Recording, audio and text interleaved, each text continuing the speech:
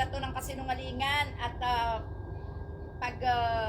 tuturing nila ng mangmang ang mamamayang Pilipino, no? Kung kaya ipinapakalat nila ang mga kabutihan kuno ng mga Duterte. Pero ito po ang masasabi ko. Pakinggan niyo po itong mga sinasabi nito kasi nagtalo sila ni nagtalo sila ni Senadora Riza Hontiveros. Kailangan natin suportahan si Senadora Riza dahil siya ang nasa katotohanan. Ito po, Ang datos po ang magsasabi na nung sa panahon ni Pangulong Rodrigo Roa Duterte, masasabi ko na po,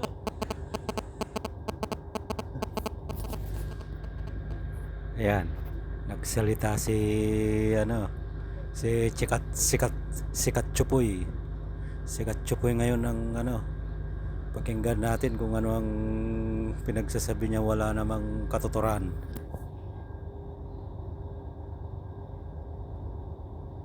na natakot ang mga kriminal.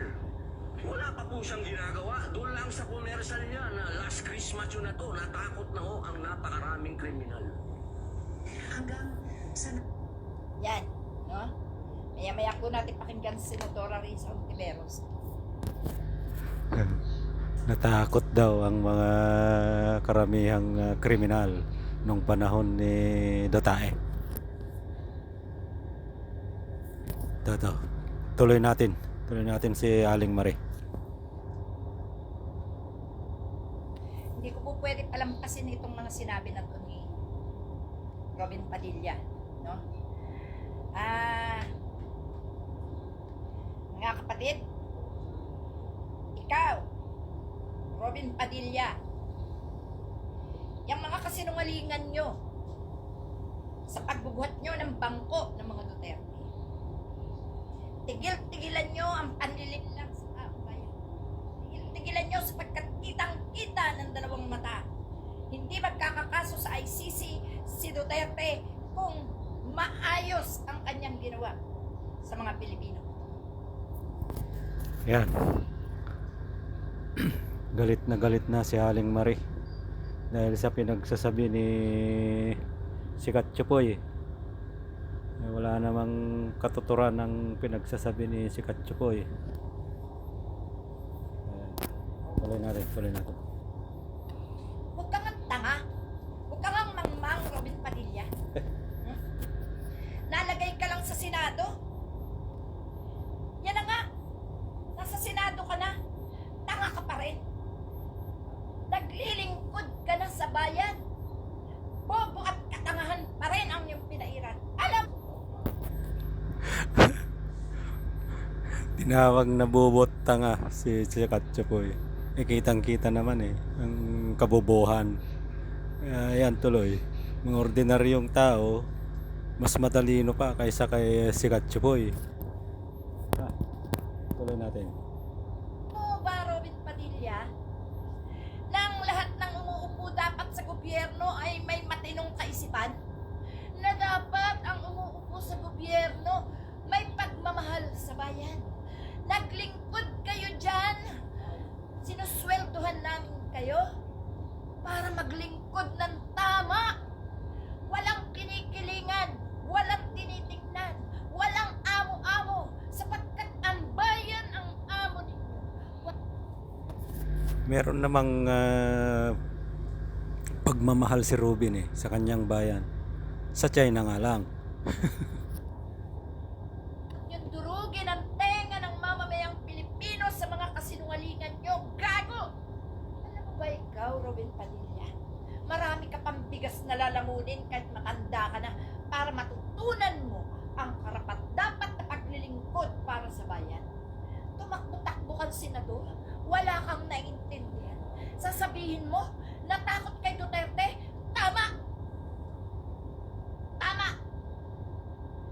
Tama, nakatakutan ang isang berdugo ng mga mamamayang matitino na hindi marunong pumatay at manakit sa kapwa Pilipino. Ikaw nagago ka? Ha? Alam mo ikaw? Ang dami niyong katangahan kayo ng mga alipores na Duterte. Wala na kayong ginawa, wala na kayong sinamba, kundi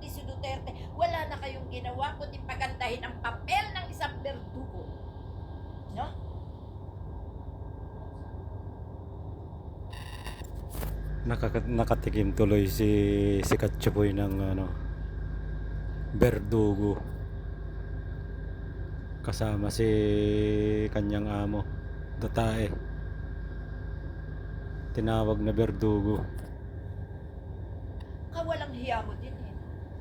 Sasabihin mo na natakot lahat ng kriminal kahit hindi kriminal. Ang kriminal hindi na natatakot sa kapwa kriminal. Tama nga naman. Sabihin na natakot ang mga kriminal. Naging kriminal na yan eh. Bakit pa matatakot ang kriminal? Mga ordinaryong tao ang matatakot sa berdugo. Yun yun. Ang salbahe hindi natatakot sa kapwa salbahe. No? Ang natakot kay Duterte at tinakot ni Duterte ang mga taong walang kalaban-laban dahil gusto niya palabasin sa buong Pilipinas na siya lang ang may kakayahan, siya lang ang matapang, siya lang ang may kayang pumatay at magpapatay. Nakatato ka din eh, no? Tama naman eh. Ang natakot, yung mga mamamayan na walang mga matitinong mamamayan ang natakot. Yung hindi alam manggulo. Ang mga pumamamatay tao, yun yung walang kinakatakutan.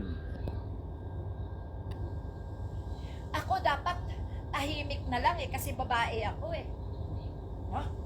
Pero alam mo Robin Padilla, hindi ko aatrasan ang mga pagbubunganga nyo sa social media para lasunin ang utak ng taong bayan. No? Kitang-kita kung paano ipinapatay ang mga inosenteng kabataan, paano ipinapatay ang mga naghahanap buhay na walang kinalaman sa drugs. Alam mo yung ginawa ng iyong amo? Agmamalinis para hindi sila mahalata na sila ang mga sangkot na humahawak ng droga.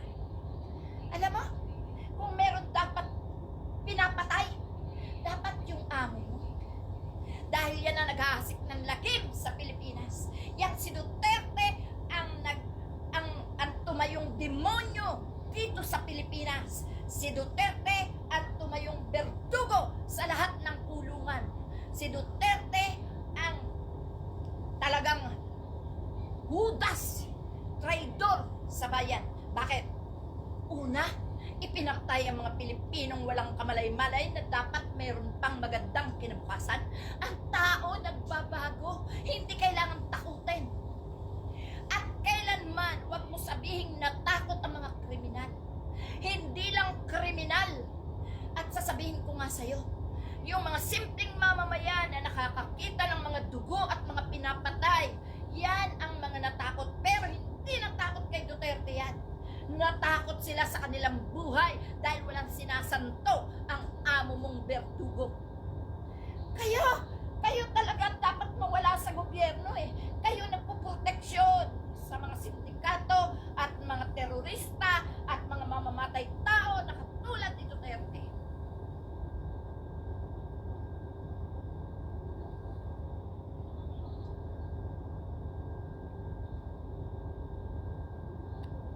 Hindi ako natatakot. Kahit nung nakaupo yan si Duterte, hindi ko yan kinatakutan. No? Kung takot ako, tiko ang bibig ko. Kaya huwag kang walang hiya, Robin Padilla. Ikaw siguro ang takot. Ikaw ang takot dahil kapag kumontra ka sa amo mong berdugo, yari ka. No? Yan ang masakit. Yan ang masakit, Robin Padilla. Masakit sa binabayaran, masakit sa naging alipores, masakit sa nagkaroon ng among berdugo sapagkat kahit kailan hindi ka na makakabitiw sa pinasok mong sindikato. No? Alam mo, Robin, kayo, si Philip Salvador, sa pagiging gold digger niyan, alam mo, yaan, katulad mo rin. Nung pinatakbo kayo, binigyan kayo ng pera. Manalo kayo, may pera kayo. Tarantado kayo eh. Kaya lang, pinalad ka na mailusot sa dayaan. Kaya huwag kang gago. Huwag mong tarantaduhin ang bayan.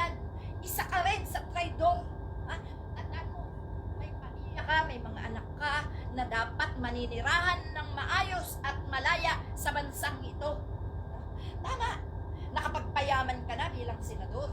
Kaya pwede ka nang lumipad ng bansa once na mawala ang mga Duterte sa gobyernong ito. Dapat talaga, lahat kayo ng mga Alicporos Duterte, kasama niyang amo ninyong Bertugo, ang dapat mawala dito sa Pilipinas. Sino sinasabi mo na natakot kay Duterte? Ang bayan, hindi natakot kahit kanino. Kung kriminal, mamamatay tao, napakasamang tao, demonyo, yan ay hindi kinakatakutan. Yan ay nilalabanan. No? Kayo na mga kasama ng mga demonyo, huwag niyong idamay ang kasama ng Panginoon.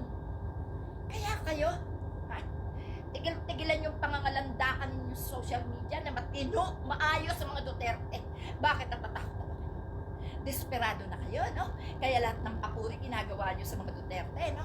Para huwag mawala dito sa gobyerno, no?